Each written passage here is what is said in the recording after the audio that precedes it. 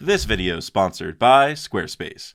In one of the more surprising moves that Oda may have ever done, we left the Wano arc without knowing what happened to Kaido or Big Mom. And now maybe some of you might assume they're both dead, maybe some of you think one is alive and not the other, or perhaps you're someone who is waiting for them both to come back at any moment. I think each of these takes do have some merit, but the fact that we even have this debate at all, and that it's sort of left up to interpretation, is what I find so interesting. It is very rare for the fate of the antagonist to be left so ambiguous. However, in most of the cases where the villain's fate was a little ambiguous, Oda later explained it in cover stories. In fact, about half of the canon cover stories we have ever had in One Piece show us what our opponents did after we defeated them. And I think that history is about to repeat itself because Oda just started a brand new cover story series back in Wano, which started off by showing us a sunken Onigashima near Old Wano. Now, officially speaking, this cover story is meant to show us Yamato travel around Wano like Odin, but if the last cover story is any indication, Oda's gonna do a lot more than just that, and maybe even find a way to tie it into the current events of the manga at that point, and to Blackbeard, because while the last one was originally about Germa escaping Whole Cake, we also ended up seeing Kuzan and Augur come in to kidnap Pudding, which was actually revealed on the very same chapter that we first saw Pudding on Blackbeard's ship, which was chapter 1064. And by the way, the anime adaptation for that part of the cover story was insane, and then it even ended with the formation of Neomads, and who knows what Oda's cooking up with those bozos.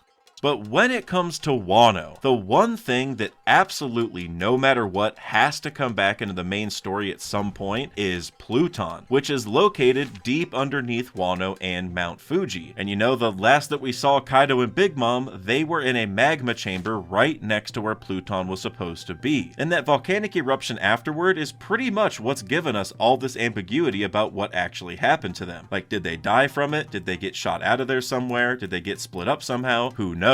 So I definitely think that Oda is going to somehow tie this all together within this cover story. So it won't just explain what happened to Kaido and Big Mom, but it will also probably act as the lead up to Pluton being freed, which I imagine would have to happen in the actual manga if not for hype alone. Especially because it seems like Blackbeard now has the inside track for Pluton thanks to the information he should be soon receiving from Caribou. I mean, Blackbeard already had plans to go to Wano before, so having him pull up for Pluton later just makes a lot of sense at this point. Plus, I think a lot of us accept the fact that Blackbeard is carrying the will of Rock's D. Zebek, who was once Kaido's captain back on the Rock's crew. So having Teach pull up on Kaido's old territory to basically take the ancient weapon that Kaido's been more or less safeguarding for the last 20 plus years since nobody else would come near Wano would be a pretty crazy storyline, I think. Especially depending on what actually happened to Kaido, because whether he's dead or not, his devil fruit is more important than a lot of people think, and Blackbeard is a devil fruit hunter. I mean, remember, Kaido got that thing from Big Mom after God Valley, which is where Rocks died, and that fruit was one of the 6 prizes at God Valley, which were apparently so important the entire Rocks crew went and ambushed the celestial dragons. I mean, it was even worth trying to duplicate by the hands of Dr. Vegapunk. So I'm not saying that Teach will eat this devil fruit or anything, even though we are kind of all waiting for him to get a zone at some point, but rather I'm just saying that there's a lot more to this fruit than we learned during Wano, and this cover story may be what brings it back into the actual manga. And this theory actually ties back to the very first video that I ever did on YouTube almost 2 years ago now, so I'm pretty excited to share this one with you guys. But let me actually start this discussion by going back and just quickly running down the list of some of these cover stories, because it really helps explain how strong the trend is that I was talking about earlier, where Oda basically uses these to explain what happened to villains after the fact. And also because one of these old cover stories probably ties to Pluton, or at least at a minimum Wano, but we'll get back to that one in a moment. So anyway, this trend started all the way back with the first canon cover story that we ever had in One Piece, which featured Buggy getting his body back after Luffy defeated him, and even meeting up with Gaimon in the process. And next we had the Diary of Kobe Meppo, which showed some of our earliest quote-unquote enemies joining the Marines and then being trained. And then that was followed up by Django's Dance Paradise, Hachan's Seafloor Stroll, and then Wapple's Omnivorous Hurrah. It wasn't until the 6th cover story in the series, which is Ace's Great Blackbeard search, that Oda showed us something other than what a past opponent was doing. And then the next installment was Gadatsu's Accidental Blue Sea Life. And in case you don't remember, Gadatsu was one of Enel's priests, the really weird one who fought Chopper. And this cover story showed us what happened after he fell from Skypiea down to the Blue Sea. This technically makes him and Kaido probably two of the only people we've ever heard of who fell straight from a sky island down to the Blue Sea and survived. So maybe there's some kind of connection there. And there definitely is, because Gadatsu then soon encountered a giant mole named the Boss of the Earth. And remember, Pluton means god of the underworld, so there's already kind of a connection right there. And on that mole's mining helmet was Mount Fuji, which we now know is located in Wano. And now, this isn't a video about Pluton being a mole. I've already done quite a few of those specifically because of this cover story, but it's relevant for the new one in Wano because underneath Mount Fuji and Old Wano is where one would find Pluton, as well as the volcanic chamber that Kaido and Big Mom landed in before the eruption. And this is also very close to where the new Wano cover story just started, because Old Wano is down near the real base of Mount Fuji and right above where Pluton is located. I mean, isn't that kind of insane? Like, Oda just hides all sorts of crazy stuff in these cover stories. And the examples don't stop there either, because next we had Miss Golden Week's Operation Meet Baroque Works, which showed us where most of the members of that organization ended up. But then it was followed up by Enel's Great Space Operations, which showed us everything that Enel did while on the moon, which included finding space pirates there, powering up an ancient city, and finding a robot army. I mean, look, if something like that can exist and happen in a cover story, then we should not put any limits on this new one whatsoever. And the one following that was CP9's independent report, which showed us CP9 being pursued by the government after failing at Eni's lobby. And obviously now we know that they somehow got promoted to CP0, and Lucci and Kaku even awakened their fruits. So I hope that you guys can see what I'm talking about here with these cover stories very consistently telling us what happens to villains after they lose. I mean, we followed a dude to the freaking moon, for crying out loud. And now in the post-time skip, admittedly, we do have fewer examples of these, but we still had Caribou's Kihihi in the New World, the stories of the self-proclaimed Straw Hat Grand Fleet, which, to be fair, they were enemies at some point, even if they're allies right now, and then most recently we had Germa 66's Ah and Emotionless Excursion, which basically showed us the aftermath of Whole Cake and how Germa escaped the situation. This is what led to seeing Pudding being kidnapped, as well as the founding of Neomads. So now that we've started yet another cover story series, and this time in Wano, I hope you all can see why I'm so confident that this will explain what happened to Kaido and Big Mom, since majority of the cover stories tend to do that. But also, I hope you can see why it might also tell us about Pluton. And now I don't want everyone here to think that this means Kaido and Big Mom are definitely returning alive. We're gonna get into all that in just a moment, but it's just that this will be Oda's way of explaining what happened, and using it as a segue to introduce Pluton at the very same time. Sort of like how I'm using this as my segue to introduce the sponsor for today's video, Squarespace. Because if making your own website seems daunting, or like it might be a little out of your wheelhouse, then you should know that the best part about using Squarespace isn't just how good the websites can look, but how easy they make the entire creation process, which really all starts with their Fluid engine. This is where you start with a template, customize all the different details, and then reorganize things how you want by basically just dragging and dropping. You can even do everything from collecting emails for a campaign to setting up your own online store. What you're looking at right now is my own Squarespace site, and legitimately everything you're looking at right now took me just a few hours to put together. And if you head to squarespace.com right now, you can even get a free trial, and then when you're ready to launch your site, just make sure to go to squarespace.com/daxsake for 10% off your first purchase of a website or domain. Thanks again to Squarespace for sponsoring, but let's get back to the video. So now when it comes to the prior to Yonko, I have a lot more to say about Kaido because of his devil fruit, and you know, he's just much more closely tied to Wano than Big Mom is anyway. So at least for today, I'm gonna keep this part about Big Mom pretty brief, because if she were to return from this cover story or otherwise, it would have to somehow tie her to Elbaf. She has a lot of baggage tying to that place from both her childhood and Lola's botched wedding, and Elbaf is likely to be our next major arc after Egghead anyway. So it feels like this cover story might be lining up perfectly as a way for her to return just in time for whatever happens there. And I also still really like the idea that Smoothie like drained her of all the lava as well. But now as for how Big Mom would get to Elbaf, well, that's probably for another video. But as for Kaido, like I said at the beginning, his devil fruit has continued to grow in importance ever since Wano ended. And since those devil fruit powers can technically return whether he died or not, this could be a great cover story to reveal that. Because I mean, if Kaido died, seeing his devil fruit somewhere waiting to be scooped up in Wano would be kind of a cool way to confirm what happened to him. But the reason why it's so important is because while we may have learned that Big Mom gave Kaido his fruit back in chapter 999, it wasn't until way later in chapter 1096 that we learned Kaido's fruit was actually one of the 6 prizes for the Celestial Dragon's Cleansing Festival. And Ginny's broadcast about these fruits seemed to be what drew the Rocks pirates there as well. And Big Mom went right for Kaido's fruit specifically, it looked like, even after Kaido yelled at her that it would be useless in her hands. This is part of why I think the treasure that the government stole from Hachinosu in the first place was just that set of devil fruits, and Rocks and his crew just came to get those back. So for Kaido's fruit to be so highlighted among the ones that Rocks and the government were trying to take from each other, it just puts way more emphasis on that fruit than we previously thought. And on top of this, that fruit was the one that Vegapunk tried duplicating, with the government even intending to seize that duplicated fruit until they learned it was a failure, which in Egghead we learned was simply because of its color. But let's think about that for just a moment. Why would the government have ever gone through all that trouble in the first place? It can't just be the simple fact it's a powerful devil fruit, right? Because I mean, if you're gonna go through the trouble of capturing Kaido of all people, the man who was said to endure over 1,000 tortures and survived over 40 death sentences, there has to be an extremely important reason for it. The risk here was worth the reward apparently, despite the risk being about as high as it could get. Now obviously killing him and getting the fruit back that way would be more ideal, but they couldn't do so. When they tried hanging him, the rope snapped. When he was under the guillotine, the blade cracked. When skewered, the spears broke. So instead, they just tried duplicating it. I mean, how desperate do you have to be for some specific powers to go to all these lengths? I mean, holding him in Punk Hazard ended up leading to a breakout where he even took King with him. They just wouldn't go through all this trouble without a good reason. Guernica from CP0 even said that he was glad that fruit was a failure. There has to be more to this than just being a strong fruit or being something the Celestial Dragons randomly desired. And my guess is that it's because of 2 different things. One, the fact that it's a fish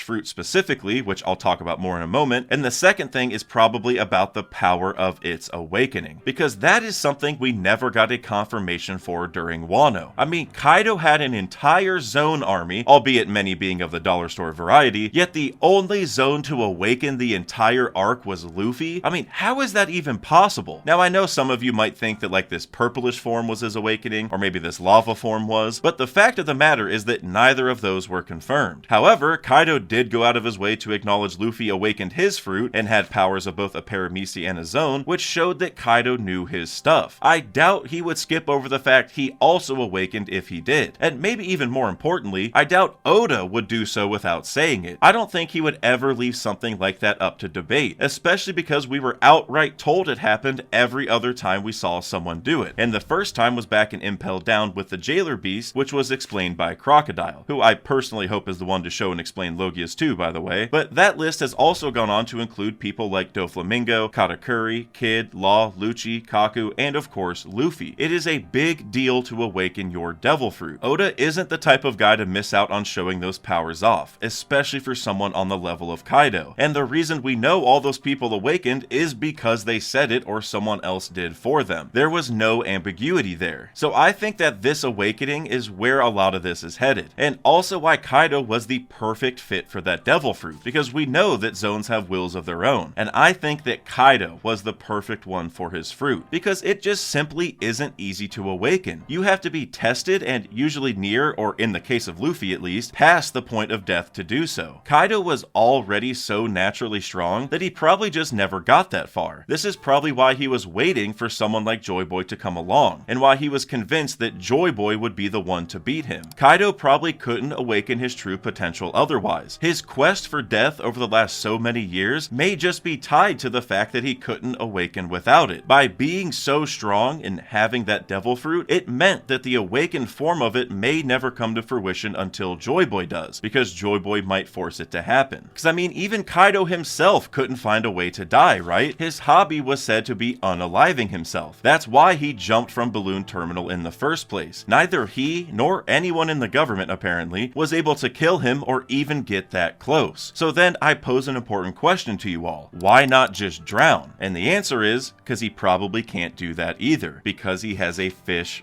fruit. And this is actually what my first ever video was about, so I was real excited when this cover story story started underwater, showing us Onigashima no less. Because the idea of breathing in water while still having a devil fruit is something we've seen before with Jack, one of Kaido's commanders. Now, Jack was able to do it for like an opposite reason because he was a fish man with a devil fruit, so he's always been able to breathe underwater. But for Kaido, that ability to breathe probably comes from the fruit. And it's important to remind everyone that you don't lose your fruit powers when you're in the water. You just get weakened. Like Luffy was still rubber during Arlong Park, for example. And Kaido being stuck in the water right now makes a lot of sense because if Kaido were to still be alive, then we'd need to ask ourselves where he's been for the last week. And being stuck underwater would be a very realistic way for Oda to kind of keep Kaido out of the picture until it was the right time to bring him back. Because the only two ways that would happen would be, one, somebody comes to pull him out of the water, like Jack, for example, who knows what it's like to be stuck down there, and we didn't really see him lose to Green Bull like we did for King and Queen, so Jack is still MIA somewhere. Or option number two, Kaido just gets freed when the water drains out of Wano. But the thing is, we don't really expect that to happen until someone destroys the walls, which would also free Pluton in the process. You guys see where I'm going here? Oda may be setting up a situation where both Kaido and Pluton get freed simultaneously by the very same action, causing basically two ancient weapon level beings to be freed at the same time. And now I know that there are a lot of reasons that Kaido coming back alive could be messy, like he could just take over Wano again. He's so strong that Oda taking the time to have him lose again seems kind of difficult to believe. And I think a lot of fans may still have some Wano fatigue as well, but that's why I think having him return along with Pluton is so interesting, because of who might be pursuing Pluton, such as Blackbeard, thanks to the information he got from Caribou. So what if Blackbeard pulls up to Wano, knocks the walls down with his Gura Gura fruit or something, thinking that, you know, getting Pluton will be a breeze now that Kaido lost and everything, just to actually free Kaido in the process. This could create a legitimate Kaido vs Blackbeard situation, which could be hype, especially if Kaido awakened after losing to Luffy, and maybe he just couldn't use it until he got back out of the water. Because if Kaido is able to drive Blackbeard out, then it almost makes Kaido like ironically a savior of Wano in a way, because I'm sure Blackbeard wouldn't be very merciful. Or maybe instead what happens is that Blackbeard and his crew take the challenge and try ganging back up on Kaido, knowing full well what the risks are, but also the rewards, like getting stronger, potentially getting his fruit, and even getting Pluton if they can win. I mean, even back when they recruited Kuzan,